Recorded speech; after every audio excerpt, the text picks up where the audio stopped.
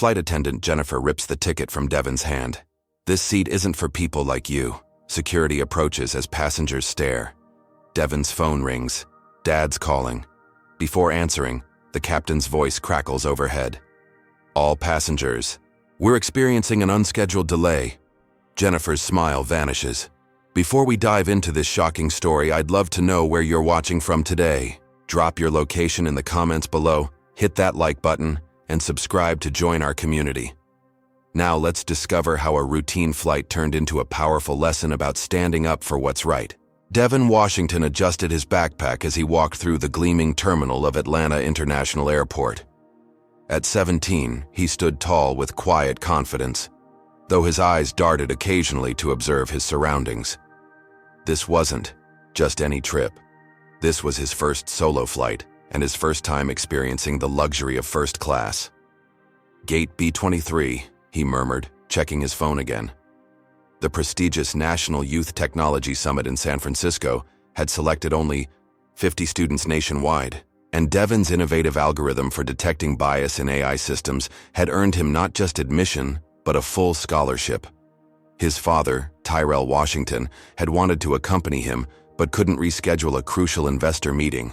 As the founder and CEO of CyberShield Solutions, a cybersecurity firm now valued at $2.8 billion, Tyrell rarely missed his son's important moments. To compensate, he'd upgraded Devon's economy ticket to first class. "You've, earned this," Tyrell had said that morning, his hand firm on Devon's shoulder. "Remember who you are, son. A Washington. Hold your head high no matter what." Devon understood what remained unspoken. As a black teenager entering predominantly white spaces, he'd need that extra armor of dignity. The weight of his father's expectations pressed upon him alongside the pride. The first hint of trouble came at security.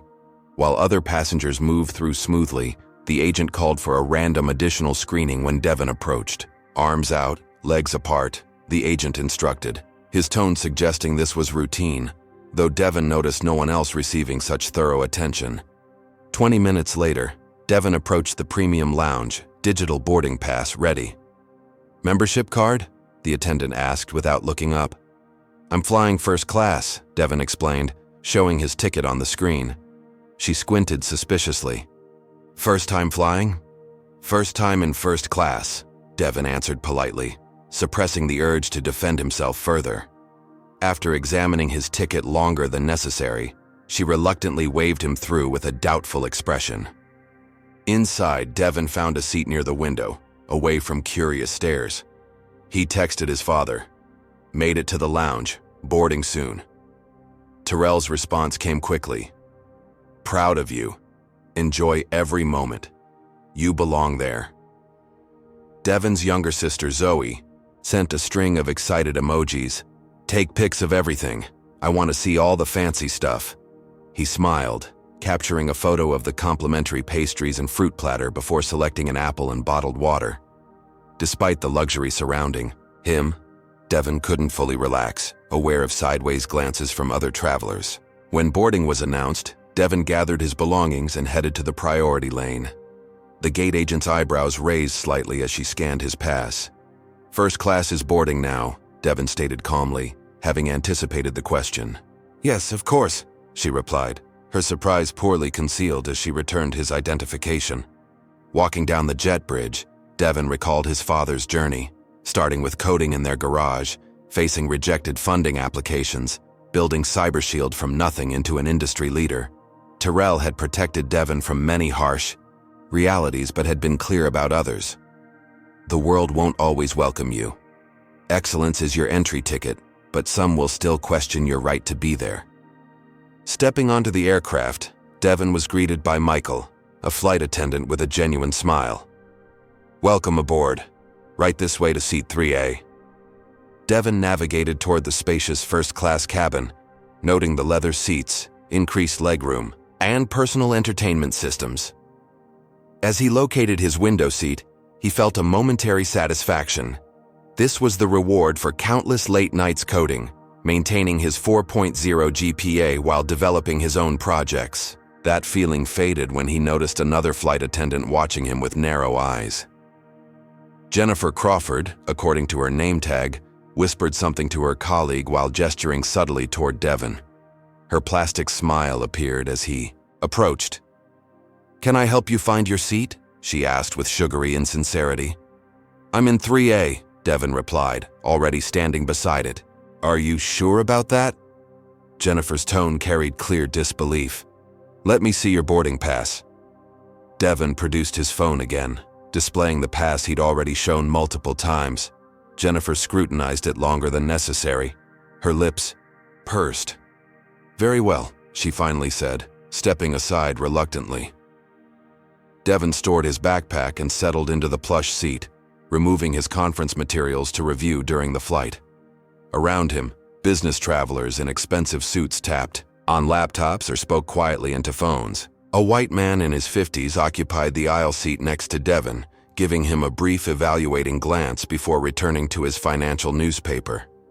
As other first-class passengers boarded, Devon noticed their interactions with Jennifer were markedly different: warm welcomes, offers of pre-flight beverages, casual conversation.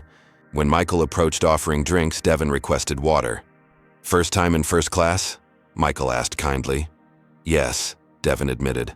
"I'm heading to a technology conference." "That's impressive," Michael said, seeming genuinely interested. "What kind of technology?" Before Devon could answer, Jennifer appeared, cutting their conversation short. "Michael, help with the cabin luggage in economy," she instructed sharply before turning to Devon. "I'll need to check your boarding pass." Again, Devon showed his pass for the third time, maintaining composure despite the growing knot of tension in his stomach. He knew what was happening. This wasn't his first experience with discrimination, just a new variation in a more expensive setting. The businessman beside him, Richard Whitley according to his luggage tag, lowered his newspaper with an annoyed sigh. "Seems standards are dropping everywhere these days," he muttered, loud enough for Devon to hear. Devon plugged in his earphones, selecting a playlist his father had shared, jazz classics that Tyrell listened to during stressful meetings. He needed that calm now, sensing the storm gathering around him despite his rightful place in seat 3A. As the boarding process neared completion, Devon removed his earphones to listen for any announcements. The cabin had filled with primarily white executives and wealthy travelers, many already enjoying their complimentary beverages. Devon had received no such offer from Jennifer, who now approached his row for the fourth time. "There seems to be a ticketing issue," she announced, loud enough for nearby passengers to hear. Her tone suggested she'd discovered something suspicious, rather than encountered a system error. "What kind of issue?" Devon asked calmly, though his heart rate accelerated. "I've shown you my boarding pass multiple times." "Yes, but our system is showing something different," Jennifer replied, her artificial customer service smile firmly in place. "Could I see your ID as well?" Devon provided his driver's license, which Jennifer examined with exaggerated scrutiny. Several passengers were now watching the interaction, some with uncomfortable expressions, others with poorly disguised interest in the unfolding drama. "This says you're only 17, Jennifer noted with triumph in her voice, as though she'd caught him in a lie. "Yes, that's correct," Devon confirmed. "Minors can fly alone after 14. Jennifer's smile tightened. "The system shows you should be seated in economy. There must have been a mistake with your boarding." Devon opened the email confirmation on his phone. "My father upgraded my ticket yesterday. Here's the confirmation showing the change to first class, seat 3A. Jennifer barely glanced at the evidence. "Anyone could have sent that email. Perhaps you borrowed someone's phone." The accusation hung in the air. Devon felt heat rising in his neck but kept his voice steady, remembering his father's constant advice. Never let them see you lose control. "That's my phone, my email, and my confirmed first-class ticket," Devon stated firmly. "I'd like to speak to the captain or your supervisor if there's a genuine issue." Richard Whitley shifted impatiently beside him. "Some of us have important meetings in San Francisco. Can we resolve whatever this is quickly?" Jennifer turned to Richard with a completely transformed demeanor. "I'm so sorry for the disruption, sir. We're addressing a seating confusion. Can I get you another drink while you wait?" "Scotch neat," Richard replied before giving Devon a dismissive glance. Maybe check if he has an adult paying for his ticket. Devon began recording the interaction on his phone, a practice his father had taught him. Jennifer noticed immediately. Recording is not permitted during boarding for security reasons, she claimed, though Devon had seen multiple passengers taking selfies moments earlier. I'm documenting this interaction because I believe I'm being discriminated against, Devon replied, his voice slightly unsteady despite his efforts. I have a valid first-class ticket that I've shown you repeatedly. Jennifer's expression hardened. Now you're making serious accusations and becoming disruptive. If you can't maintain appropriate behavior, we'll have to remove you from the flight. Across the aisle, an Asian woman in her 40s looked up from her medical journal, clearly listening to the escalating situation. She made brief eye contact with Devon, her expression concerned.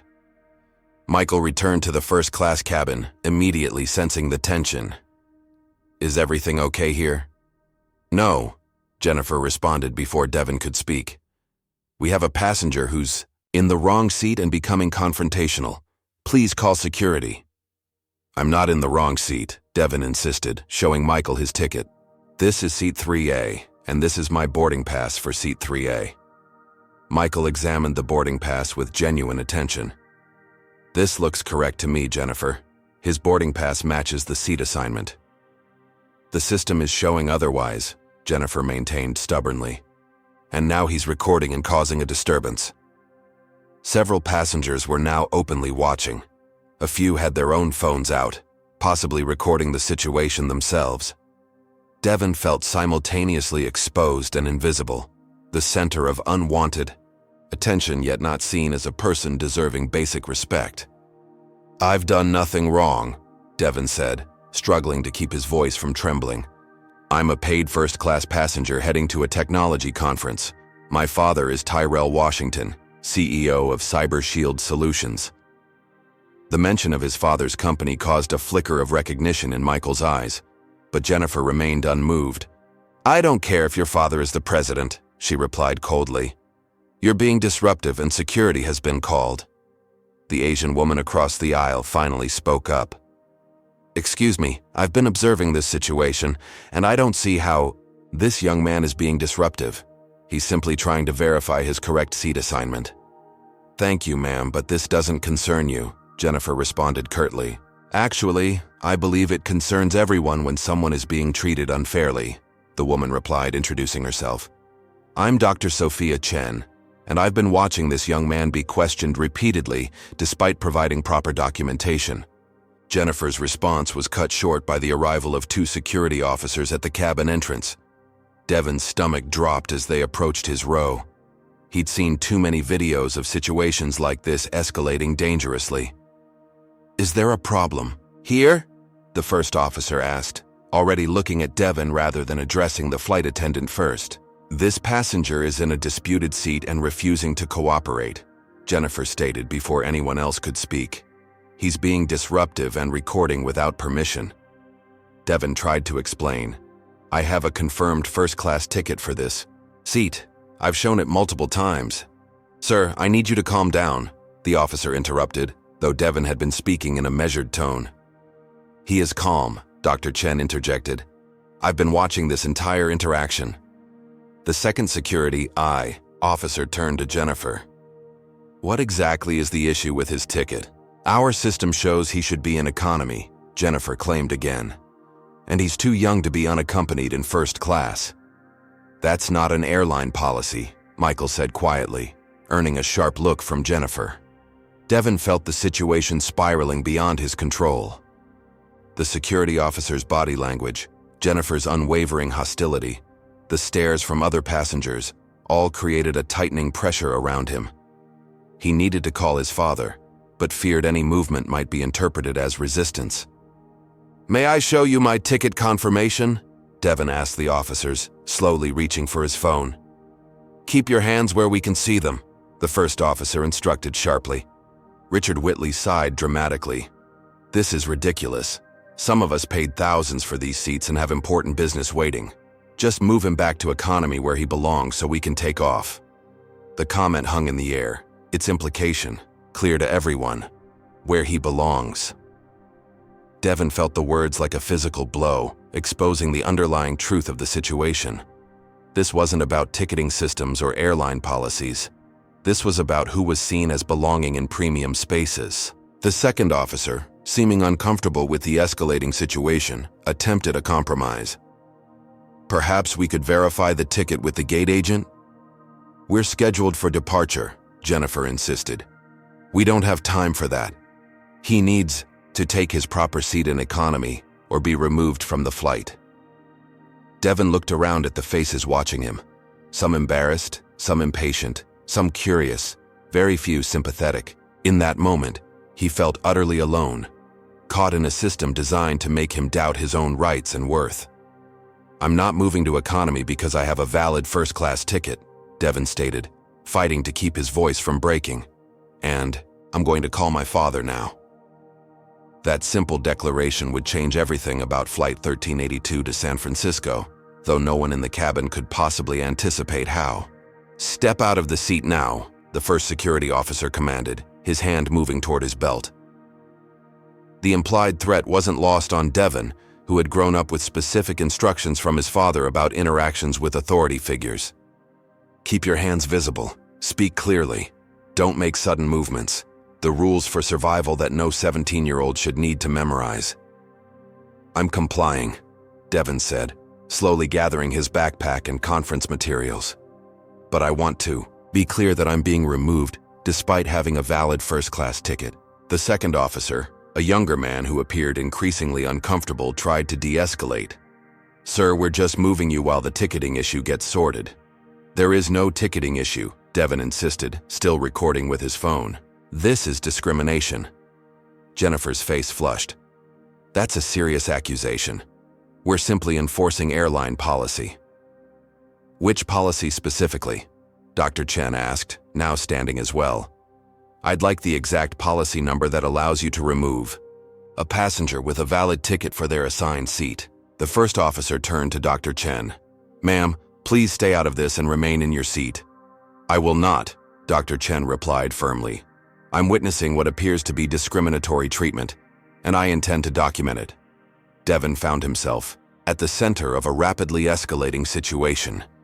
Security firmly grasped his elbow, guiding him toward the aisle. He didn't resist, couldn't risk what might happen if he did, but maintained his dignity as he was escorted past the rows of watching passengers. "This is what happens when you don't know your place," someone muttered just loudly enough to be heard. The walk of shame through the entire aircraft became an exercise in endurance. Devon felt every stare, heard every whisper as he was paraded past economy passengers, many of whom paused their boarding preparations to watch. Some recorded with their phones, others averted their eyes, that peculiar discomfort of witnesses unwilling to intervene. Had he shouted, resisted, shown any anger, even justified anger, Devon knew the narrative would immediately shift. He'd become another aggressive black teenager, his reasonable expectation of fair treatment forgotten. So he walked silently, back straight, eyes forward, dignity intact despite the humiliation burning through him. Dr. Chen followed, still protesting. "This is absolutely unacceptable. I want names and badge numbers from everyone involved."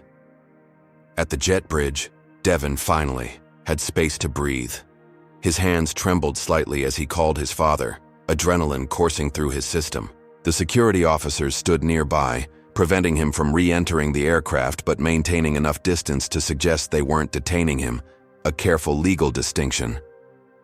Have you ever witnessed discrimination happening right before your eyes but felt powerless to stop it? Comment number 1 if you would have spoken up like Dr. Chen, or number 2 if fear would have kept you silent. Hit that like button if you believe everyone deserves fair treatment regardless of age or race, and subscribe to hear more stories of courage in the face of injustice. Now, what do you think happens when a CEO father gets a distress call from his son? "Dad," Devon's voice finally cracked as Terrell answered. "They kicked me off the flight, first class. They said this seat isn't for people like me." The security officers exchanged glances as they heard the pain in Devon's voice. Dr. Chen continued recording, capturing their reactions. "They're saying I belong in economy, that my ticket isn't valid." They made me walk through the whole plane. Everyone was watching. Devon's body remembered every similar moment. The store security following him through aisles. The teacher accusing him of cheating because his code was too advanced. The college interviewer expressing surprise at his articulate responses. Each instance had deposited sediment of shame and anger, creating a riverbed through which today's humiliation flowed with terrible familiarity. "Put them on the phone," Tyrell's voice commanded, steel beneath the surface calm. "Sir, we can't." "Speak to," the first officer began. "That's my father," Devon interrupted, finding strength again. "Tyrell Washington, CEO of CyberShield Solutions. He wants to speak with whoever's in charge here." The mention of CyberShield caused a subtle shift in the officer's demeanor. The company's cybersecurity software protected government agencies and Fortune 500 corporations alike. Tyrell Washington wasn't just wealthy, he wielded genuine institutional power. An airport manager arrived, a harried woman named Patricia Mills who seemed predetermined to support her staff. "What seems to be the problem here?" "Your staff removed a teenager with a valid first-class ticket because of racial profiling," Dr. Chen stated before anyone else could frame the narrative. "That's not accurate," Patricia responded automatically. "Our records show a ticketing discrepancy." "May I see those records?" Devon asked reasonably. "I don't have to show you our internal systems," Patricia replied dismissively. Devon held out his phone. "Then perhaps you can explain why my confirmation shows first class, seat 3A. Patricia barely glanced at it. "Digital confirmations can be manipulated. You're creating a disturbance, which is grounds for removal regardless of ticket status. The only disturbance was caused by your flight attendant's persistent harassment," Dr. Chen countered. This young man remained composed throughout. Devon held up his phone. "My father wants to speak with you." Patricia looked at the phone as though it might bite her. "We don't need to escalate this situation further." "It's already escalated," Devon replied with newfound confidence. "You can speak with him now, or your CEO can speak with him later. Your choice." Patricia reluctantly took the phone, her professional smile evaporating as she listened to Tyrell Washington's precisely controlled fury. Devon couldn't hear the exact words, but the manager's face told the story. Widening eyes, nervous glances toward Devon, stammered responses. "Yes, sir. No, sir. I understand the gravity. We certainly don't. Yes. I'll verify immediately." When Patricia handed the phone back to Devon, her demeanor had transformed entirely. "There appears to have been a misunderstanding. Let me check your reservation personally." As she typed frantically on her tablet, Devon spoke quietly with his father, drawing strength from his support. The security officers maintained their positions, but seemed increasingly uncertain about their role in the unfolding situation. "Devon," Patricia announced with forced cheerfulness, "it appears there was a system error. Your first-class seat is confirmed. We'll escort you back immediately." "So now it's a system error," Dr. Chen noted skeptically. "Not the manipulated confirmation you suggested minutes ago." Patricia ignored her, focusing on damage control. "We sincerely apologize for the inconvenience. We can offer you additional miles as compensation." "I don't want miles," Devon interrupted.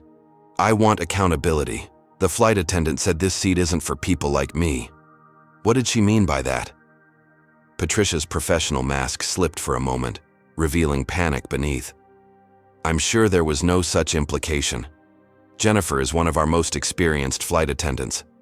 "Experience doesn't prevent bias," Devon replied. "I have the interaction recorded." The mention of a recording changed the temperature of the conversation instantly. Patricia's smile became fixed. The security officers shifted uncomfortably. And through the windows of the jet bridge, Devon could see activity on the flight deck. The captain was speaking with someone on his phone, glancing repeatedly toward the terminal. "Sir, recording airport security procedures is against regulations," the first officer stated. "Documenting discrimination is protected activity," Dr. Chen countered. "I've also been recording and I've already sent the files to my cloud storage." A new figure approached, the airline's operations director for the Atlanta hub, according to his identification. His face displayed the grim determination of someone calculating potential damage in millions. "Mr. Washington," he addressed Devon with careful respect, "I understand there's been a serious incident. I've spoken with your father and our CEO. The aircraft will remain at the gate until this situation is properly addressed." Those words confirmed what Devon had begun to suspect. His father's call had set much larger wheels in motion. The plane wouldn't be taking off with or without him until this was resolved to Tyrell Washington's satisfaction. The ground had shifted beneath everyone's feet. Now Devon faced a different kind of pressure. The weight of power suddenly transferred to his hands, and the question of how to use it justly. 1,300 miles away in the CyberShield Solutions headquarters in Washington, D.C., Tyrell Washington stood absolutely still in the center of the conference room. The four venture capitalists seated around the table watched with growing discomfort as the powerful CEO listened to his son's distress call. Tyrell's face betrayed nothing, a skill honed through years of being the only black executive in countless rooms where he couldn't afford to show emotion. But those who knew him well enough, like his executive assistant Vanessa who stood in the doorway, recognized the tension in his shoulders, the slight flare of his nostrils, the controlled rhythm of his breathing. These were warning signs. Tyrell Washington was furious. "Gentlemen," he finally said to the investors waiting to discuss a potential $50 million deal, "something urgent requires my immediate attention. Vanessa will reschedule." The lead investor, Harold Mercer, checked his watch with visible annoyance. "We flew in specifically for this meeting, Tyrell. Surely whatever this is can wait an hour." "It cannot," Tyrell replied simply, already moving toward the door. "My son was just removed from his first-class seat despite having a valid ticket. The flight attendant informed him that such seats aren't for people like him." The room fell, silent. Even Harold had no response to that. Vanessa fell into step beside Tyrell as he strode down the hallway. "What do you need?" "Get me the Airline CEO on the line, Philip Carter. We play golf occasionally at National," Tyrell instructed. "Then call legal. I want Diane and her team mobilized, and get me the flight details. I need to know every person on that crew." Within minutes, Tyrell was in his office with his leadership team assembled. His phone connected to the airline's corporate headquarters where Philip Carter's assistant was explaining that Mr. Carter was unavailable. "This is Tyrell Washington," he stated, his voice carrying the weight of his $2.8 billion company. "Tell Philip that CyberShield's entire corporate account with your airline, approximately $12 million in annual business travel, is about to be transferred to your competitor unless he speaks with me in the next 60 seconds. Philip Carter came on the line 53 seconds later. "Tyrell, what's this about? My assistant said something about your son? My 17-year-old son Devon is currently standing in your terminal at Atlanta International after being publicly humiliated and removed from his confirmed first-class seat," Tyrell explained with precise control. The flight attendant informed him that first class isn't for people like him. Your security staff then paraded him through the entire aircraft. "That's concerning," Philip responded cautiously. "But I'm sure there must be some misunderstanding, perhaps a ticketing error." "There is no misunderstanding," Tyrell cut him off. "My son has a confirmed first-class ticket that I personally purchased. He has been discriminated against by your staff, and it was captured on video." The word video changed Philip's tone immediately. "I see. That's obviously not in line with our company values," he said quickly. "Let me contact our Atlanta operations immediately." "The aircraft hasn't left the gate," Tyrell informed him, "and it won't be leaving until this situation is properly addressed. I've instructed my son not to board again until the flight attendant who discriminated against him is removed." "Tyrell, you know I can't just remove crew members based on a passenger complaint." "This isn't a complaint about lukewarm coffee, Philip." Tyrell's voice finally revealed a fraction of his anger. "This is documented racial discrimination against a minor. Your choice is simple. Address it now internally, or address it later in court and the media." On the other end of the line, Philip Carter weighed his options. Airways Alliance couldn't afford another discrimination scandal after last quarter's incident in Chicago had cost them millions in settlements and incalculable damage to their reputation. I'll call Atlanta operations directly, Philip conceded. We'll investigate immediately. While you do that, Tyrell continued, you should know that CyberShield is reevaluating our corporate relationship with Airways Alliance. I've also contacted several other CEOs who might be interested to hear about my son's experience. The implicit threat wasn't subtle. Tyrell Washington's network included dozens of corporate leaders whose companies collectively represented tens of millions in business travel annually. That won't be necessary, Philip insisted. We'll resolve this appropriately. See that you do, Tyrell replied before ending the call. He immediately turned to his executive team. Diane, I want our legal position clear. This is discrimination, pure and simple. Diane Rodriguez, CyberShield's chief legal officer, nodded firmly. We'll prepare for multiple scenarios. I'm already documenting everything. James, Tyrell addressed his communications director. Prepare for potential media engagement. No proactive statements yet, but be ready.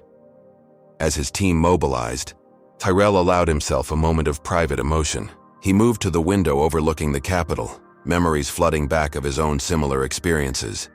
Being asked to use service elevators early in his career, security following him through high-end stores, being mistaken for waitstaff at tech conferences. He had hoped Devon would face less of this, had believed, perhaps naively, that his own success would create some protection for his son. The familiar mixture of parental anguish and cold rage settled in his chest. His phone buzzed, Devon calling again. Tyrell composed himself instantly. Dad, they're trying to take my phone, Devon said, his voice unsteady. The security officer says recording isn't allowed. Tyrell activated speakerphone immediately. This is Tyrell Washington. Who is attempting to take my son's property? A hesitant male voice responded. Sir, this is Officer Reynolds with Airport Security. Recording security procedures is prohibited in secure areas. My son is documenting discrimination, which is protected activity, Tyrell countered. If you confiscate his phone, you'll be added to the lawsuit we're already preparing against the airline. The implied threat worked. Officer Reynolds backed down immediately. Also, Tyrell continued, I understand Dr. Sophia Chen is assisting my son. I'd like to speak with her. Dr. Chen took the phone, her voice clear and professional. Mr. Washington, I want you to know your son has conducted himself with remarkable poise throughout this ordeal. The discrimination was blatant and witnessed by multiple passengers. Thank you for standing with him, Tyrell replied, genuine gratitude breaking through his professional facade. Few people would have taken that risk. It wasn't a risk, it was a duty, Dr. Chen responded firmly. I couldn't watch in silence. While they spoke, Devon observed the growing commotion around the gate area. The flight had been scheduled to depart 20 minutes ago, and passengers were becoming restless. Through the terminal windows, he could see the captain engaged in what appeared to be a heated discussion with ground staff. Patricia Mills, the airport manager, was now speaking urgently into her phone, her earlier dismissive attitude replaced by barely concealed panic. Whatever was happening behind the scenes, it was clearly significant. Devon felt a strange mixture of vindication and anxiety. He'd done nothing wrong, yet he was at the center of a situation affecting hundreds of people. The weight of that responsibility pressed against his chest. What would happen to Jennifer? To the security officers? Would other passengers blame him for their delay? Dad, Devon said when he got the phone back, maybe I should just take another flight. This is becoming a huge scene. No, Tyrell's response came instantly. That's exactly what they're hoping for, that you'll quietly go away. But this isn't just about your seat anymore, son. It's about the next kid who looks like you boarding that airline. Devon understood. This was bigger than his comfort or convenience. This was about accountability and change. As if to confirm this shifting reality, the operations director returned with several staff members in tow. Their body language told the story before any words were spoken. Something significant had changed. Mr. Washington, the director addressed Devon, the respectful tone a stark contrast to his earlier treatment. I've been instructed to personally escort you back to your first-class seat if you're willing to continue on this flight. The crew member in question is being removed from service pending investigation. Devon glanced at Dr. Chen, who gave him a subtle nod of encouragement. What about the security officers who removed me? Devon asked, finding his voice. The operations director looked uncomfortable. That's outside my authority. Airport security doesn't fall under airline management. Then I'd like their names and badge numbers documented, Devon stated firmly. Officer Reynolds, the younger security officer who had earlier seemed uncomfortable with the situation, stepped forward voluntarily. I'm Officer Brian Reynolds, badge number 8742. I want to apologize for my role in this incident. I should have questioned the situation more thoroughly. The first officer remained silent, his face tight with resentment. In Washington, Tyrell listened to the exchange with mixed emotions, pride in his son's composure and strength, rage at the situation, and the exhausting familiarity of yet another battle against systemic discrimination. He had built Cyber Shield partly so Devon would have a different path, a protected space. Yet here they were again, fighting for basic dignity. Devon, Tyrell said finally, the choice is yours. If you want to take another flight, we'll arrange it. If you want to continue on this one to make your point, I support that too. Devon considered his options, weighing personal comfort against principle. The technology conference represented a crucial opportunity for his future, but that future wouldn't matter much if he compromised his integrity to get there. I'll take this flight, Devon decided, in my proper seat. The operations director nodded with visible relief. We'll begin reboarding immediately. As they prepared to return to the aircraft, Tyrell gave his son one final piece of advice. Remember, son, you're not just taking back your seat, you're claiming your rightful place. Inside the aircraft, confusion had given way to frustration as passengers approached the 1-hour mark of sitting at the gate with no departure in sight. The captain's occasional updates had been vague, addressing a customer service matter, and awaiting final clearance, fueling speculation and impatience. Jennifer Crawford stood near the galley, her earlier confidence evaporating as she repeatedly checked her phone. The call she'd just received from her supervisor had sent ice through her veins. The passenger she'd removed was Tyrell Washington's son, and the airline's CEO was personally involved. What's happening?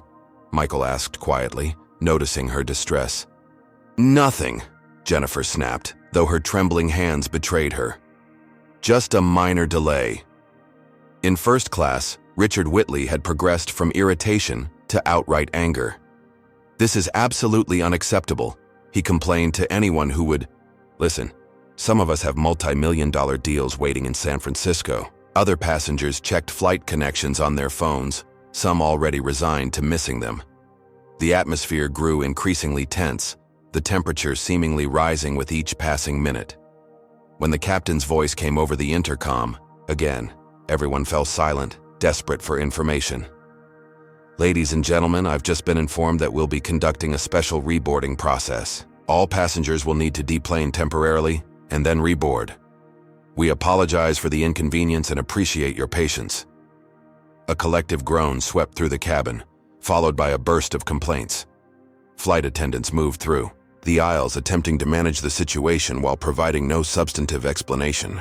Jennifer was called to the front galley where the lead flight attendant waited with a grim expression. You need to gather your things and exit the aircraft immediately, he informed her quietly. What? Why? Jennifer's voice rose despite her attempt to remain composed. Management decision. Someone will meet you in the terminal. As Jennifer collected her belongings, she noticed Michael watching her, his expression unreadable. She'd worked with him for nearly 3 years, often treating him with the same condescension she showed certain passengers. Now, facing her own walk of shame through the aircraft, she avoided his eyes. Outside in the terminal, Devon and Dr. Chen waited with the operations director as passengers began filing off the plane. Many glanced curiously at Devon, some connecting him to their delay, others completely unaware of the situation that had unfolded. Once everyone has deplaned, you'll board first, the operations director explained to Devon. "We want to ensure there are no further misunderstandings." Dr. Chen remained by Devon's side, her presence a steady support. "I'll be watching to make sure everything proceeds correctly this time," she assured him. As they waited, Michael approached them hesitantly. "I wanted to apologize," he said directly to Devon. "I should have done more when I saw how Jennifer was treating you." Devon considered the flight attendant thoughtfully. "You tried to verify my ticket when others wouldn't. That counts for something." Michael looked genuinely distressed. "It's not enough, though, is it? Just not making things worse isn't the same as making things better." This unexpected moment of honesty touched Devon. "No, it's not enough." He agreed. "But it's a start." Their conversation was interrupted as Jennifer emerged from the jet bridge, escorted by airline staff. She walked briskly, eyes forward, but Devon caught the flash of recognition and resentment when she spotted him. Rather than confrontation, however, she was quickly guided toward the airline offices. The operations director received a call, nodding, several times before addressing Devon. "Your father has been extremely persuasive. The airline is conducting an immediate investigation into this incident." Devon wasn't surprised. Tyrell Washington had built his company by being thoroughly prepared and utterly relentless, qualities he demonstrated long before he had wealth to amplify his influence. As passengers gathered in the gate area, many now openly discussed the situation, pieces of the story spreading through whispered conversations. Devon overheard fragments: CEO's son, racial profiling, entire flight grounded. Among the waiting passengers, Dr. Chen took a seat beside Devon.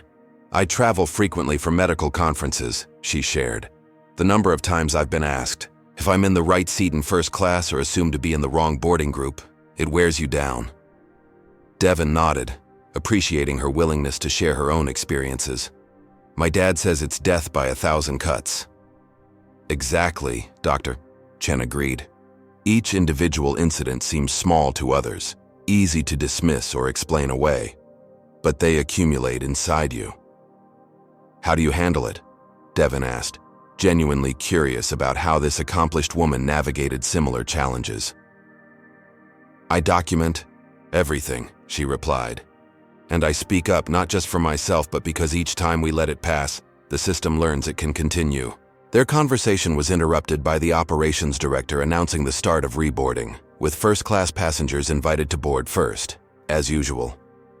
Devon and Dr. Chen joined the priority line, boarding passes ready. This time, Devon's passage onto the aircraft felt entirely different. The lead flight attendant personally greeted him at the door, directing him to his seat with exaggerated courtesy. Michael offered a genuine smile and a quiet, "Welcome back." Devon settled into seat 3A again, the familiar surroundings now carrying new weight. The empty flight attendant jump seat near the cockpit silently testified to Jennifer's absence. As other first-class passengers boarded, Devon noticed their curious glances, some now recognizing him as the cause of their delay. Richard Whitley returned to his seat beside Devon, his expression sour. "I hope you're satisfied," he muttered. "Some of us have actual responsibilities waiting." Devon was saved from responding by Dr. Chen, who had overheard from across the aisle. "Some of us have the responsibility to stand against injustice when we see it," she countered smoothly. "That seems more important than any business meeting." Richard turned away without responding, his irritation palpable. Other first-class passengers settled in with varying reactions, some offering subtle nods of acknowledgement to Devon, others deliberately avoiding eye contact. As economy passengers began boarding, Devon noticed several recognizing him from his earlier walk through the cabin. Some offered encouraging smiles or subtle thumbs-up gestures. One young black woman paused, briefly, whispering "good for you" as she passed. The atmosphere in the aircraft had fundamentally changed. What had been routine, just another flight to San Francisco, had become something charged with meaning, a shared experience that forced everyone aboard to consider uncomfortable truths about privilege, power, and prejudice. Devon texted his father, "Back in my seat, reboarding now." Terrell's response came quickly. "Proud of you. This matters. Call when you land." Devon's sister Zoe added, "OMG, Devon, you're trending. People are posting about what happened." Confused, Devon checked Twitter and found videos already circulating. Passengers had recorded his removal and the subsequent ground hold. The hashtag #JarkFirstClassWhileBlack was gaining traction, with thousands sharing similar experiences or expressing outrage. What had been a personal humiliation was rapidly becoming a public conversation. Devon wasn't sure how to feel about this unexpected spotlight. He'd simply wanted to attend his conference, to be treated with basic dignity. Now he'd become a symbol of something larger. The captain's voice interrupted his thoughts. "Ladies and gentlemen, I want to personally apologize for the delay. We value all our passengers and are committed to providing a respectful experience for everyone aboard. We'll be departing shortly, with an estimated arrival in San Francisco, approximately 50 minutes behind schedule." The carefully worded announcement didn't mention the actual cause of the delay, but everyone on the aircraft knew. As the flight attendants performed their safety demonstration, Devon noticed Michael making an effort to be visibly respectful and attentive to every passenger, regardless of appearance or age. Small changes, perhaps, but meaningful ones. As the aircraft finally pushed back from the gate, nearly 2 hours behind schedule, Devon realized that sometimes holding your ground meant more than securing your own seat. It meant creating space for others who would come after you.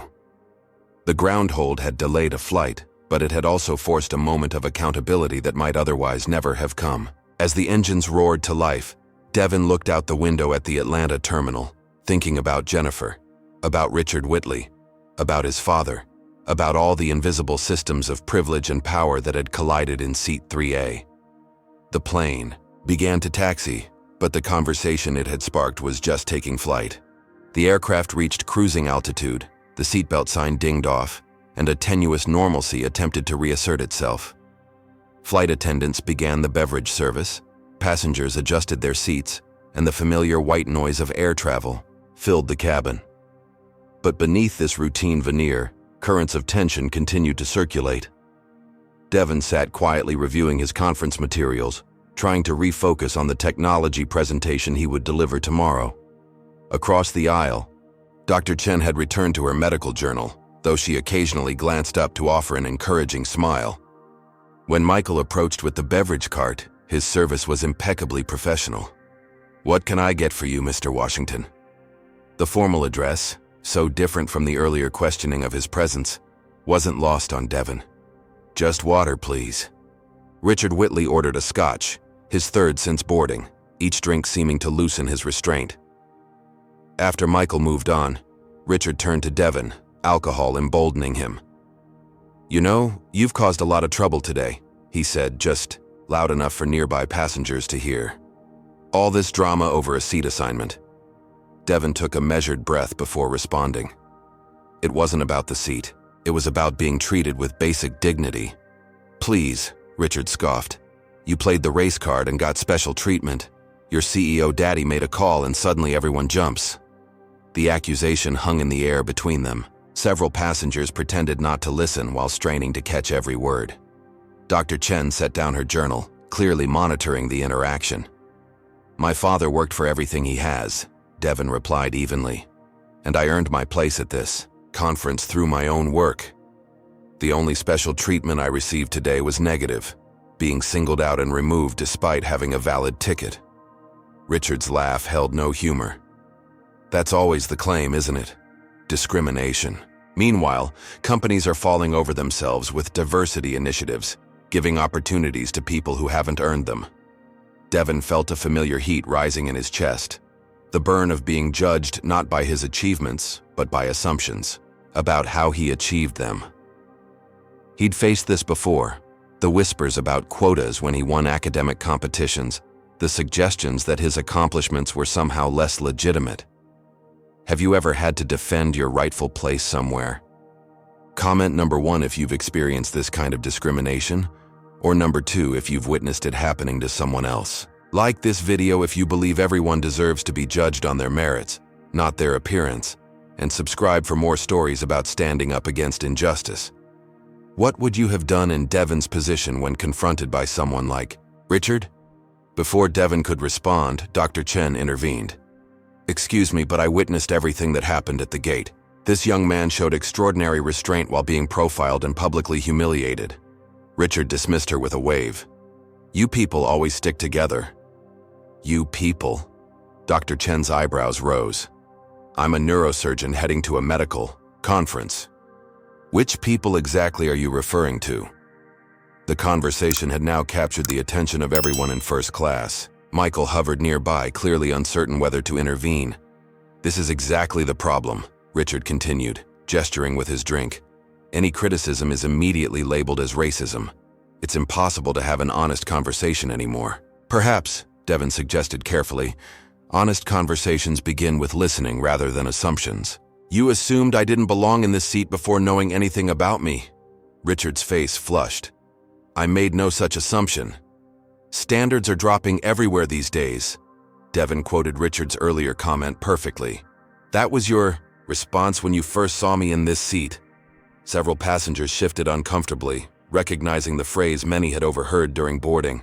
Richard took another drink, cornered by his own words. Look, I have nothing against your kind when they stay in their lane, he said, abandoning pretense. But actions have consequences. Your little social justice moment grounded this plane and may cost me a crucial business deal. The naked prejudice of the statement silenced the cabin momentarily.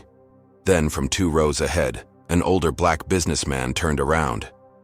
Excuse me, I couldn't help overhearing. I'm Lawrence Johnson, CEO of Quantum Tech Solutions. What's this, about staying in our lane? Richard paled slightly, recognizing the name of a major industry player. This doesn't concern you. I think it does, Lawrence replied calmly, since I'm apparently one of your kind as well. I'm curious about where exactly you think our lane is. The dynamic in the cabin shifted again as more passengers began openly engaging with the conversation. The incident had forced a public discussion of issues usually left unspoken in such settings. Michael finally intervened, addressing Richard. Sir, I need to ask you to moderate your language. We strive to maintain a respectful environment for all passengers. Oh, now I'm the problem? Richard's voice rose. This kid gets the plane grounded, costs everyone hours of their day, and I'm being disrespectful? From the row behind them, another passenger joined in. Actually, the flight attendant who discriminated against him caused the delay, not him. I saw the whole thing. Devon hadn't expected this. Strangers defending him, a communal reckoning unfolding at 35,000 feet. The conversation had transcended his individual experience to become a collective examination of privilege, power, and accountability. The captain's voice suddenly came over the intercom. Ladies and gentlemen, this is Captain Stevens. It's not my usual practice to address passenger interactions, but it's been brought to my attention that there are ongoing discussions about today's ground delay. I want to personally apologize to Mr. Washington for the treatment he received. What happened was not in line with our airline's values, and I take full responsibility as the commander of this aircraft. Everyone with a valid ticket deserves to be treated with respect, regardless of age, appearance, or background. Thank you. The cabin fell silent after this unprecedented announcement. Devon felt simultaneously validated and exposed. His private humiliation now explicitly acknowledged before everyone aboard. Richard muttered something under his breath and turned away, effectively ending their confrontation, but not the larger conversation it had sparked. Throughout the cabin, passengers continued discussing what had happened, sharing their own experiences or perspectives. Devon closed his eyes briefly, processing the emotional whiplash of the day. He'd begun this journey excited about presenting his technology project, not becoming the center of a viral moment about racial profiling. His phone buzzed with notifications from social media platforms, where the hashtag #FirstClassWhileBlack continued gaining momentum. A new text from his father appeared. How are you holding up? Devon replied honestly. It's intense. Everyone's talking about it now. Not sure how to feel. Tyrell's response was characteristic in its clarity. You stood your ground with dignity. Everything else is noise. Focus on your presentation tomorrow. This moment doesn't define you, your response to it does. Those words helped center Devon. Whatever came next, the conference, potential media attention, the ongoing social media conversation, he would approach it with the same principle that had guided him today, standing firm in his rightful place, without compromising his dignity. As the flight continued toward San Francisco, Devon found himself in conversation with Dr. Chen and Lawrence Johnson, discussing their respective fields and experiences. What had begun as an isolating incident of discrimination had paradoxically created connections that might never have formed otherwise. Michael stopped by during a quiet moment. "I wanted to thank you," he told Devon quietly. "For what?" Devon asked, surprised. "For standing up. Jennifer's behavior hasn't just affected passengers. She's created a toxic environment for crew members, too, especially those of color. Nobody higher up listened until now." This perspective hadn't occurred to Devon, that his individual stand might have ripple effects benefiting others beyond himself. It added another dimension to the day's events, suggesting that accountability in one area might lead to improvements in others. As the aircraft began its descent into San Francisco, Devon looked out at the golden California sunlight. He'd arrived at the Atlanta airport that morning as a teenager excited about his first solo trip.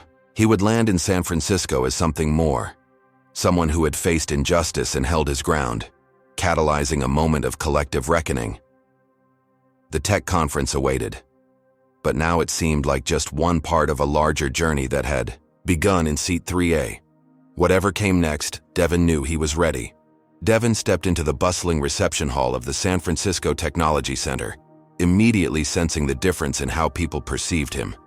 His name badge might have identified him as a scholarship recipient from Atlanta, but the sideways glances and whispered conversations told him that many already knew him as that kid from the flight. The story had spread faster than he'd anticipated. During the 3-hour flight, the videos had accumulated hundreds of thousands of views across platforms.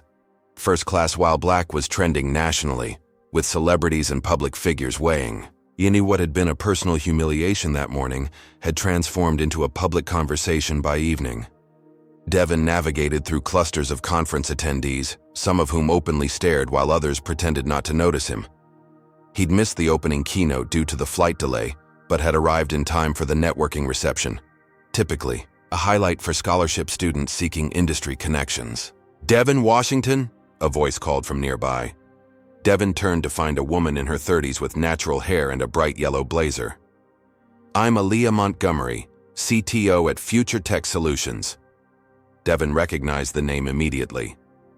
Aaliyah Montgomery was a legend in AI ethics, one of the few black women leading a major tech firm's technical division, and someone whose papers Devon had studied extensively. "Ms. Montgomery, it's an honor to meet you," Devon said, extending his hand professionally despite his internal excitement. "The honor is mine," she replied with genuine warmth. "I saw what happened today. That took courage." Devon wasn't sure how to respond. He hadn't boarded that flight intending to take a stand or become a hashtag. He'd simply wanted to sit in the seat his father had purchased for him. "I was just trying to get to the conference," he said finally. Aaliyah's smile held understanding. Sometimes existing in spaces where others don't expect to see you becomes a political act, whether you intended it or not. The truth of this observation resonated deeply with Devon. How many times had his mere presence, in advanced classes, at coding competitions, in upscale stores, been treated as something provocative or questionable? "I've been following your work on algorithmic bias," Aaliyah continued, smoothly shifting the conversation toward Devon's technical contributions. "Your approach to detecting implicit patterns in automated decision systems is innovative. That's what I'd like to discuss, if you're comfortable moving beyond today's events." Devon appreciated her redirection, grateful for the chance to be recognized for his work rather than an incident of discrimination. "I'd love that. The system still needs refinement, especially in multilingual applications." As they discussed technical challenges, Devon noticed other young attendees watching from a distance, seemingly unsure whether to approach. The conference had suddenly acquired an invisible social geography, with Devon at its center. Your presentation is tomorrow afternoon, correct? Aaliyah asked. Yes, 2 o'clock in the Emerging Innovations track. I'll be there, she promised. And I suspect you'll have quite an audience. Use it well. Before Devon could respond, a conference organizer approached them. Mr. Washington, the programming committee would like to speak with you. There's been a change to tomorrow's schedule. Devon followed the organizer to a small meeting room where 3 committee members waited. Their expressions conveyed a mixture of concern and opportunity that Devon was learning to recognize. The look of people who suddenly saw him as both a potential problem and a valuable asset. Devon, we've been following today's events, the lead organizer began cautiously. First, we want to express our support. What happened was unacceptable. Thank you, Devon replied, waiting for the inevitable pivot. We're adjusting tomorrow's program to include a special panel on diversity and inclusion in tech spaces. We'd be honored if you'd join as a panelist alongside Aaliyah Montgomery and 2 other industry leaders. The request caught Devon off guard. He'd prepared for his technical presentation, not a public discussion of his viral experience. I appreciate the invitation, but my focus is on presenting my research. Of course, and that remains scheduled. The organizer assured him. This would be an additional opportunity. Your perspective is uniquely valuable right now. Devon considered the request carefully. Part of him wanted to focus solely on his technical work, to be recognized for his mind rather than becoming the diversity and inclusion guy. Yet he also recognized the potential impact of such a conversation in an industry still struggling with representation. I'll participate, he decided, but I'd like to discuss how algorithms themselves can perpetuate bias. This isn't just about personal experiences, it's about systemic issues coded into our technologies. The organizers agreed enthusiastically, clearly relieved by his cooperation. As the meeting concluded, Devon checked his phone to find multiple messages from his father. Just landed in San Francisco, Terrell had written, coming straight to the conference hotel. Devon hadn't expected this. His father had canceled his meetings to fly across the country, arriving just hours after Devon himself. The gesture, dropping everything to support his son, affected Devon deeply. As he exited the meeting room, Devon nearly collided with a familiar figure from the flight, Richard Whitley. The banker's expression shifted from surprise to irritation upon recognizing Devon. Well, if it isn't our social justice warrior, Richard remarked, the earlier alcohol seemingly replaced by bitter sobriety. Enjoying your newfound celebrity? Devon maintained his composure. I'm here to present my research, Mr. Whitley. Same as before. Not quite the same, Richard countered. Now you're the poster child for playing the victim. Quite strategic, actually.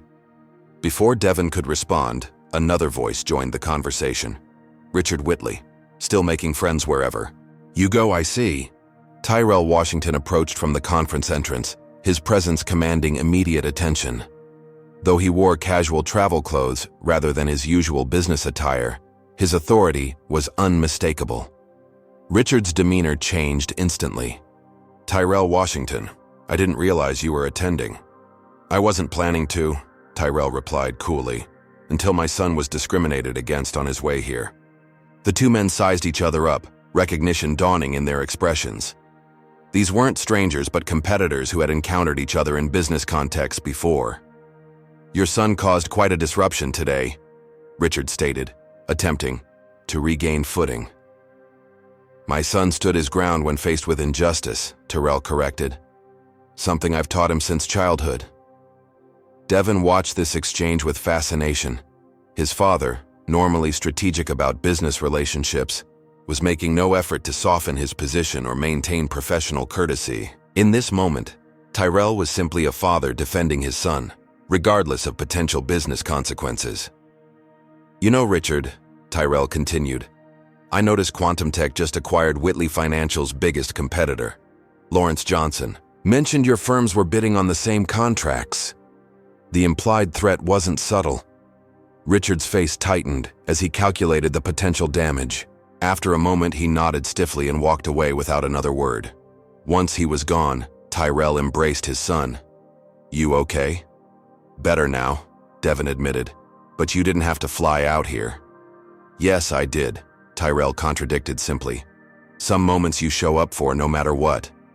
As they walked together through the conference hall, Devon noticed more attendees recognizing them, not just as the subjects of a viral incident, but as the Washington family, a rising force in the tech industry. Young black attendees in particular seemed to find courage to approach. Your stand today meant something to a lot of us, one young woman told Devon. I've been the only black person in so many tech rooms, always trying to be invisible so no one questions my right to be there. Others shared similar sentiments, each story reinforcing the broader significance of what had happened on that flight.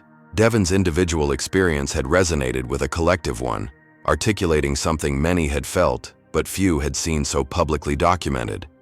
By the time Devon and Tyrell reached the hotel connected to the conference center, the narrative was evolving again.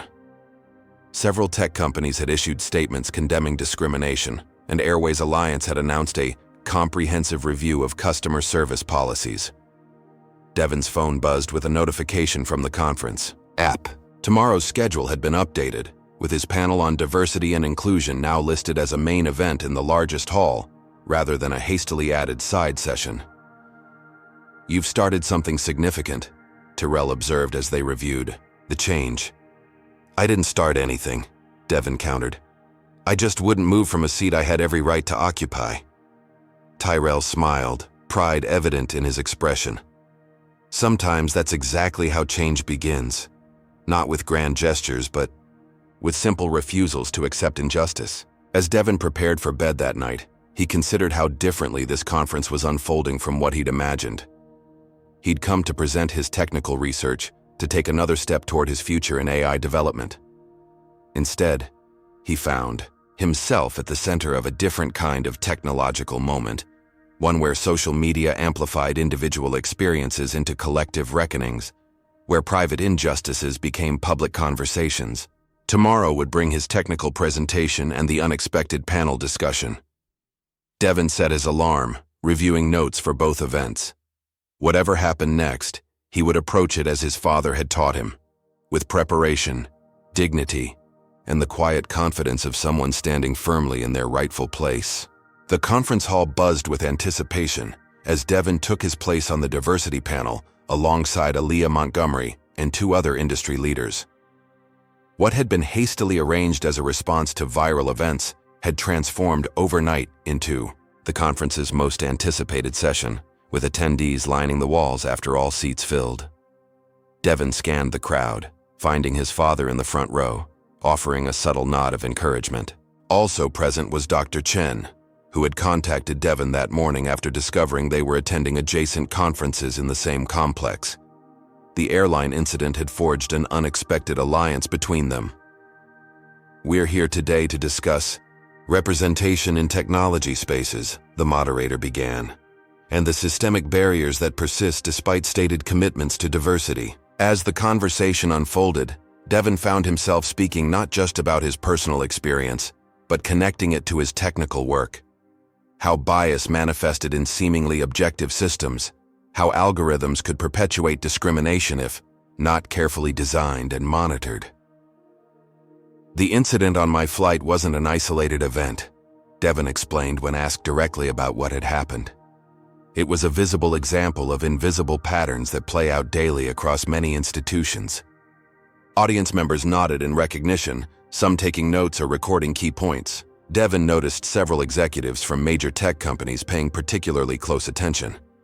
What's significant, Aaliyah added, building on Devon's point, is that this incident became visible because of who Devon's father is. Most discriminatory encounters never receive this level of accountability. The system protects itself through silence and isolation. The panel continued for 90 minutes, evolving from discussion of personal experiences to concrete recommendations for systemic change. By its conclusion, Devon felt a shift in how attendees viewed him, not as a viral sensation, but as a thoughtful voice offering substantive contributions to a crucial industry conversation. As the session ended, Devon's phone lit up with a notification from Airways Alliance's public relations team. The airline had released an official statement about the incident. Airways Alliance acknowledges that a serious failure in customer service occurred on Flight 1382 from Atlanta to San Francisco. We have initiated a comprehensive investigation and are committed to addressing both this specific incident and broader issues it has highlighted. The flight attendant involved has been placed on administrative leave pending review. The statement continued with corporate language about values and commitments, but the acknowledgement itself represented a significant departure from the typical denial or minimization that often followed such incidents. Devon showed the statement to his father as they exited the panel session. Public pressure works, Tyrell observed, but now comes the critical phase. Will they implement actual changes or just perform concern until the attention fades? Devon's technical presentation that afternoon attracted an unexpectedly large audience, with attendees overflowing from the assigned room. He delivered his research findings on algorithmic bias detection with precision and confidence, the previous day's events having paradoxically reduced his presentation anxiety. After facing discrimination on a national stage, explaining complex code seemed remarkably straightforward. Following the presentation, Devon received multiple offers: internships, research collaborations, speaking engagements. His inbox filled with messages from tech companies suddenly eager to demonstrate their commitment to diverse talent. That evening, as Devon and Tyrell discussed these developments over dinner, Devon's phone rang with an unknown number. Hesitantly answering, he found himself speaking with Airways Alliance's Chief Operations Officer. "Mr. Washington, I'm calling regarding yesterday's incident," the executive began formally. "Our preliminary investigation has revealed concerning patterns beyond your individual experience. Flight attendant Jennifer Crawford has previous complaints filed against her that weren't properly addressed by management." The conversation continued with apologies and assurances of comprehensive review, culminating in what Devon had expected. "We'd like to offer a settlement agreement that would include compensation for your experience and a commitment to improve training protocols." Devon muted the phone to consult his father. "They want to settle privately. Significant financial compensation plus commitments to better training." Tyrell considered this. "It's your decision. A settlement gives certainty and closure. Going public maintains pressure but extends the process indefinitely." Devon unmuted the phone. "I appreciate the offer, but I'm not interested in confidential compensation. What happened to me is already public. I'd rather see public accountability and systemic changes." The COO seemed taken aback by this response. "We're prepared to be quite generous with the settlement amount." "This isn't about money," Devon interrupted politely.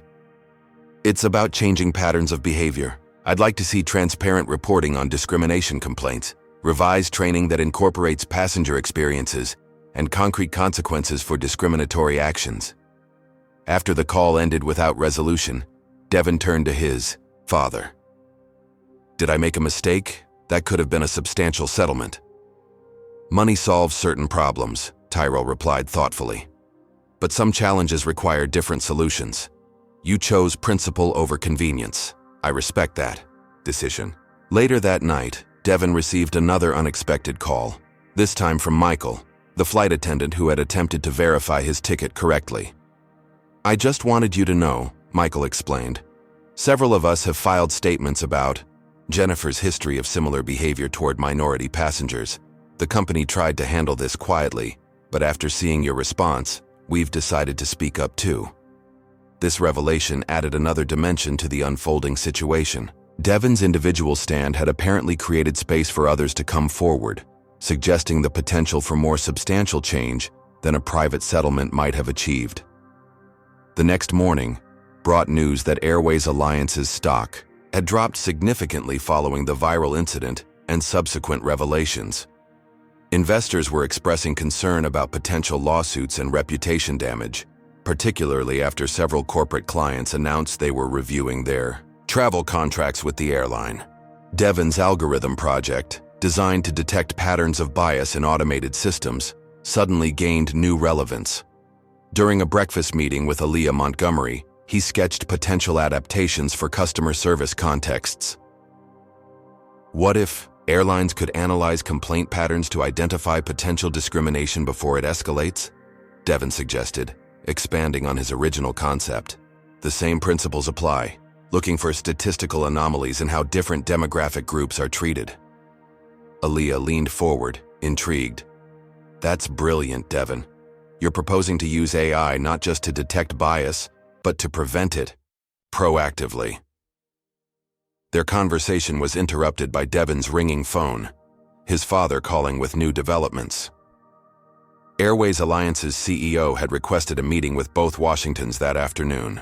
When they arrived at the designated hotel suite, they found not just Philip Carter from Airways Alliance, but executives from 3 other major airlines as well.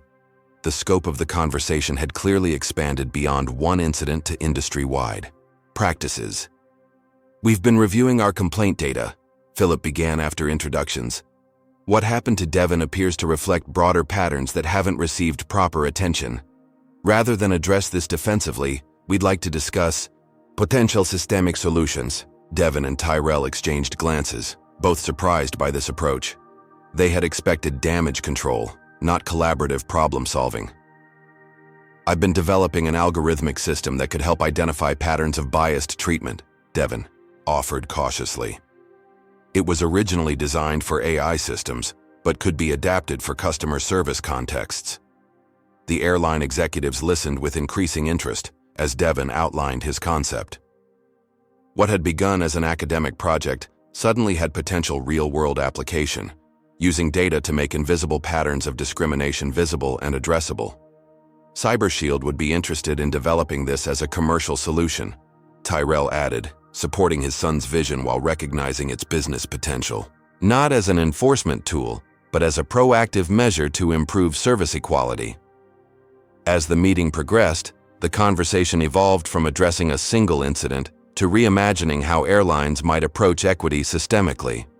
Devon found himself in the unexpected position of technical consultant, helping industry leaders understand how technology might address deeply human problems of bias and discrimination. By the conference's final day, what had begun as a humiliating ejection from Seat 3A had transformed into something none could have predicted: the potential foundation for industry-wide changes in how airlines identified and addressed discriminatory practices. That evening, as Devon packed for their return flight, on a different airline by Tyrell's choice, he reflected on the unexpected trajectory of events. He had come to San Francisco to present his research, not to become the catalyst for a corporate reckoning with discrimination. Yet somehow, his refusal to quietly accept injustice had opened doors that might otherwise have remained closed. "Ready for tomorrow?" Tyrell asked as they finalized travel arrangements. Devon considered the question, understanding its multiple layers. Was he ready for the flight home, for the media attention that might await, for the responsibility of helping implement the solutions he'd proposed? "Yes," he answered simply. "I'm ready." Whatever came next, Devon knew he would face it with the same principle that had guided him through this unexpected journey, standing firmly in his rightful place, regardless of who questioned his belonging there. 6 months after Flight 1382, Devon stood in Airways Alliance's corporate training center in Atlanta, addressing a room of flight attendants, gate agents, and customer service representatives. The airline's new mandatory equity training program, developed with input from civil rights organizations and diversity consultants, was in its 3rd month of implementation. Algorithmic bias and human bias share a common feature, Devon explained, gesturing toward the projection screen behind him. Both operate on patterns that become invisible to the systems perpetuating them. At 27, Devon appeared more confident than the teenager who had been removed from his first-class seat half a year earlier.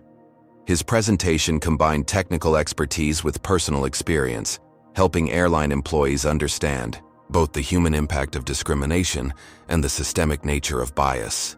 The training session represented just one outcome of the transformation sparked by that fateful flight. Airways Alliance had undergone significant changes: new leadership in key positions, transparent reporting of discrimination complaints, and implementation of Devon's algorithm to identify potential patterns of biased treatment before they became entrenched. As the session concluded, Devon noticed a familiar face among the trainees, Jennifer Crawford, the flight attendant whose actions had initiated the entire chain of events. Following her suspension, Jennifer had gone through sensitivity training and community service, eventually being reinstated under probationary conditions that included participation in these sessions. When the other attendees filed out for their break, Jennifer approached Devon hesitantly. "I've wanted to apologize properly," she began, clearly uncomfortable but seemingly genuine. "What I did was wrong. I didn't see it then, but I do now." Devon studied her face, searching for authenticity beneath the required apology. "What's different now?" he asked, genuinely curious about her perspective. Jennifer considered the question seriously. "I always thought I treated everyone the same. The training showed me data from my own flight records, patterns I never noticed in who I questioned, who I upgraded, who I believed when they reported problems. The numbers don't lie." This acknowledgement, recognizing bias through objective evidence rather than defensive denial, represented precisely the kind of awareness Devon's algorithm had been designed to facilitate. "I appreciate your honesty," Devon replied. "That's all any of us can do, recognize our patterns and work to change them." Their conversation, brief but significant, symbolized the personal transformations that paralleled the institutional ones. Individual accountability and systemic change worked together, neither sufficient alone. After the training session, Devon met his father for lunch near CyberShield's new San Francisco office. The company had expanded significantly, with their Equity AI division, developed directly from Devon's original algorithm, now providing services to corporations across multiple industries. "How did it go?" Tyrell asked as they settled at their table. "Better than expected," Devon replied. "They're actually engaging with the material now, not just checking boxes for compliance." Tyrell nodded approvingly. "That's the difference between forced change and cultural shift. One lasts only as long as the pressure continues. The other becomes self-sustaining." Their conversation was interrupted by a notification on Devon's phone. Richard Whitley's company had just announced adoption of CyberShield's Equity AI platform for their financial services division. The same executive who had questioned Devon's right to sit in first class was now implementing technology birthed from that very incident. "Interesting how things come full circle," Devon observed, showing his father the announcement. Tyrell smiled slightly. "Richard's company lost 3 major contracts after Lawrence Johnson shared his experience witnessing your treatment. Sometimes the market forces change when moral arguments don't." The Washington Foundation, established by Tyrell and Devon following the incident, had spent its first 6 months funding scholarships for minority students in technology and aviation, creating pathways to industries where representation remained challenging. Dr. Chen served on their advisory board, bringing her medical perspective to their technology-focused approach. "Your flight's tomorrow?" Tyrell confirmed as they finished lunch. Devon nodded. "Same route, Atlanta to San Francisco." "First class?" Tyrell asked with a knowing smile. "Of course," Devon replied. "It's important to occupy the spaces we've earned." The following day, Devon boarded Airways Alliance Flight 1382, the same route number, though a different aircraft. The experience contrasted dramatically with his previous journey. The gate agent greeted him professionally. The flight attendants treated all passengers with consistent respect, and the first-class cabin reflected visibly improved diversity among both crew and passengers. As Devon settled into seat 3A, deliberately selected to mirror his previous assignment, he noticed a young black girl, perhaps 12 years old, being welcomed aboard and escorted to first class by a flight attendant, whose genuine warmth required no corporate training.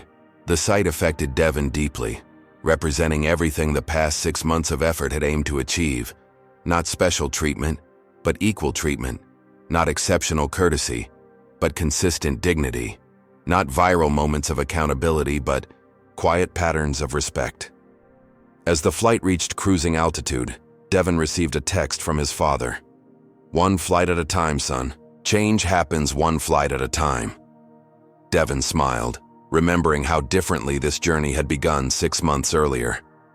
The path from that moment of humiliation to this one of transformation, had been neither straight nor simple. There had been setbacks. Airline executives initially resistant to substantial changes, social media attention that faded as new controversies emerged, critics who dismissed the incident as overblown, yet persistent pressure had yielded real results. Airways Alliance now ranked highest among major carriers in their diversity metrics and customer satisfaction among minority passengers. Their equity training program, developed with input from the Washington Foundation, had become an industry model. Most significantly, Devon's algorithm for detecting bias patterns had been implemented across multiple industries, creating accountability through data rather than depending solely on individual reports of discrimination. Devon now divided his time between completing his computer science degree and leading workshops for technology companies on recognizing and addressing algorithmic bias. What had begun as an academic project had evolved into his life's work, using technology to make invisible patterns of inequality visible and addressable. As the flight approached San Francisco, Devon reflected on his father's wisdom that day in the terminal. "You're not just taking back your seat. You're claiming your rightful place." That principle had guided every decision since, from declining a private settlement to developing technological solutions for systemic problems. The aircraft touched down smoothly in San Francisco, another routine flight completed without incident. For most passengers, it was simply transportation from one city to another. For Devon, it represented something more profound, a journey of transformation, not just for himself, but for systems that had long operated on unexamined patterns of exclusion. As passengers prepared to disembark, Devon noticed the young black girl in first class gathering her belongings, her presence in that cabin no longer requiring justification or defense. Perhaps she would never know about Flight 1382 6 months earlier, about a teenager who refused to surrender his rightful seat, about a CEO father who grounded a plane to support his son, about the complex chain of events that helped ensure her own journey proceeded without question or challenge. She didn't need to know. She simply needed to travel with the dignity everyone deserved, claimed space that was rightfully hers, without having to fight for it anew. And that, Devon realized, was the truest measure of progress. Have you ever witnessed a moment where standing up for what's right created change beyond what you imagined possible? I'd love to hear your stories in the comments below. If this story resonated with you, please hit that like button and subscribe to join our community. Share this video with someone who needs to be reminded that sometimes holding your ground can transform not just your own journey, but the path for those who follow. Thank you for traveling alongside Devon on this powerful journey of courage, dignity, and transformation. Remember, change happens one seat, one flight, one stand at a time. Devon's story teaches us that true change requires both individual courage and systemic accountability. When faced with discrimination, his refusal to quietly accept injustice, supported by privilege and power, created a moment of reckoning that might otherwise never have come. The transformation wasn't immediate or simple. It required persistent pressure across multiple fronts. The most powerful changes often begin with someone simply refusing to move from their rightful place. Devon didn't board that flight intending to become a catalyst for industry-wide reform. He simply expected the dignity and respect promised by his valid ticket. Yet his stand, amplified by his father's influence and documented through technology, forced visibility onto patterns of bias that thrived in shadows. This story reminds us that discrimination persists not because of a few bad actors, but through systems designed to normalize exclusion. Addressing it requires both personal accountability and institutional transformation. Devon's approach, combining principled resistance with technological solutions, offers a template for change that acknowledges both individual behaviors and the structures that enable them. Most importantly, we learn that progress isn't measured by viral moments or policy announcements, but by the experiences of those who come after. The young girl boarding first class without question, claiming space that is rightfully hers without having to fight for it anew.